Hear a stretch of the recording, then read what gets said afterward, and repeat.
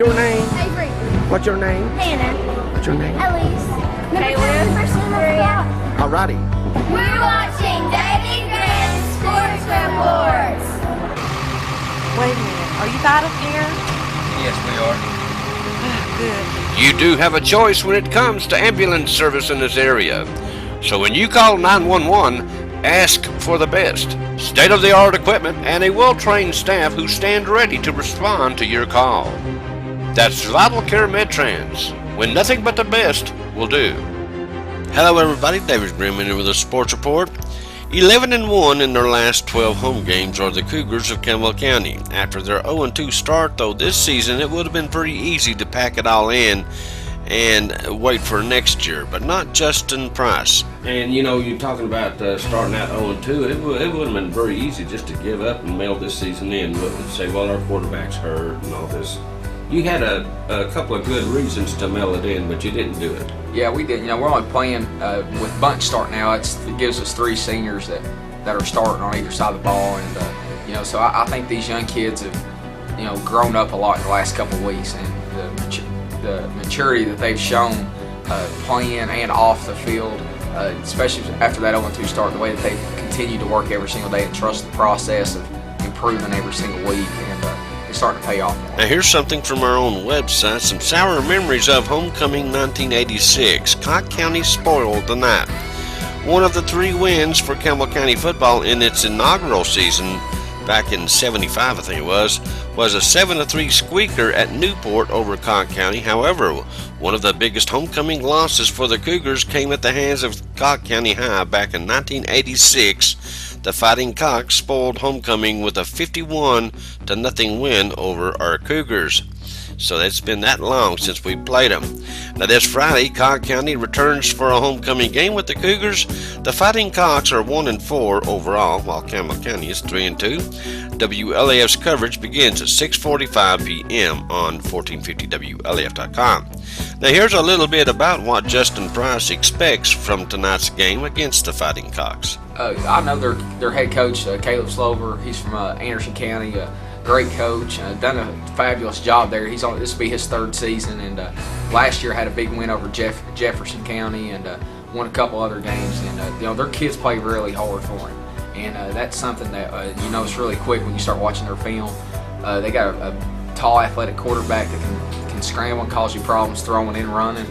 Then defensively, they got a couple kids that really get after it, and you know, so we got to make sure we're maintaining blocks on offense, and then on defense, you got to, you know, kind of like we did with Thaxton, you got to bottle those scramblers up and force them to do some things they don't like to. The Blue Devils will take their 2-2 record into a home game tonight against Lynn Camp, a team that has owned the boys in blue and white, but the feeling around here is that it's a little different Blue Devil team this year, and they should do pretty well at home against Lynn Camp. We'll have the audio portion of that game on 1450WLAF.com. Just click the Listen to the Blue Devils game link on our website, and it will take you right there.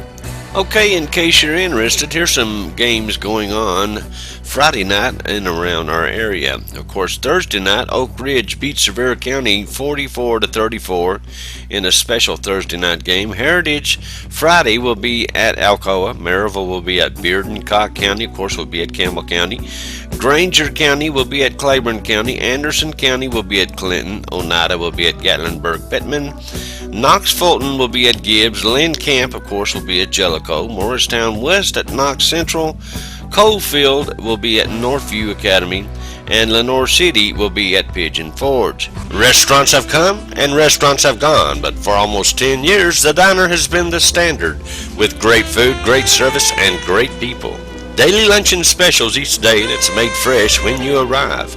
Come in and try their great home cooking, and don't forget to try one of their delicious cakes or pies made fresh by their very own pastry chef. Dine in or carry out. Call 423-566-4708. The Diner on Jacksboro Pike. The 2015 Egg Bowl took place at La Follette Middle School Thursday night, and I got two words for you. Amory Chapman. He ran a punt back in the first quarter. He ran a sweep off the left sideline in the third quarter, and for good measure ran another touchdown in the fourth quarter to propel the Eagles on their way to yet another win against the Owls 22-6. La Follette Middle School scored a late touchdown, but it wasn't enough. The Owls had a few big plays, but they couldn't score once they got down close. They gave it up, and that was the story. The entire game, the Owls got the kickoff at the start, had great field position, but couldn't do anything with it, and had the punt, and once they did, they punted Amory Chapman. He ran it in for a score, and it was the Amory Chapman show all night long. He seemed to be on all the big plays. Jacksboro Middle School will play at Northview Monday, September 28th, and they're supposed to play their final home game against Cumberland Gap the following Thursday. The Owls will try to pick it up at Huntsville this Thursday for their final game of the season before the playoffs start on October the 8th. The Lady Owls volleyball team went to Oliver Springs. The varsity won 2 games in a row to finish up in time to make it back up to the football game. They won Game 1 25-15 and Game 2 25-12, and no coaches pulled their teams off the floor. A little bit more on our baby Cougars of the Campbell County Youth Football Association. They went to Claxton this past Saturday. We told you they won 2 games by shutout. The Hoppers won 26-0 and the Cutters won 39-0. They don't have a JV Hoppers team, so they didn't play. Now they're at home this Saturday at 5 p.m. against Oak Ridge, so get on over there to Archer Sports Complex, that's East La Follette Field, and support our Cougars, baby Cougars I should say. The 5th annual Christmas gift show is going to be split up into 2 shows up at the Ball Farm in order to accommodate more vendors. You need to listen up. They have decided to offer 2 shows, twice the opportunity to shop and purchase items from local businesses, craftsmen, and artisans. The first show will be held on Thursday, December the 3rd, and Friday, December the 4th, from 4 to 9 p.m. nightly. And the next one will be held December the 7th, that's Monday, December the 7th, and Tuesday, December the 8th, from 4 to 9 p.m. nightly. And I want to tell you, you must set up both nights to participate in both of these events. The vendors at show number 2 will be different vendors than show number 1. Vendors can call Jamie at 423-871-1900 for more information on signing up, and we'll remind you they're on a first come first served basis, so you better hurry up and call Jamie. Alright, today the annual homecoming parade, Campbell County Cougar Homecoming Parade, is planned. The parade will start at 1:45 p.m. at the La Follette United Methodist Church. You know, I was going to put my new ride in it, but I can't because I love to take pictures too much, but I will be there, and I will take a lot of pictures and get a lot of coverage for you. And we hope you're downtown La Follette at 1:45 p.m. Okay, that's a real quick look at today's sports. I thank you guys for being with us. You guys stay tuned. There's a whole lot more to come right here on WLAF.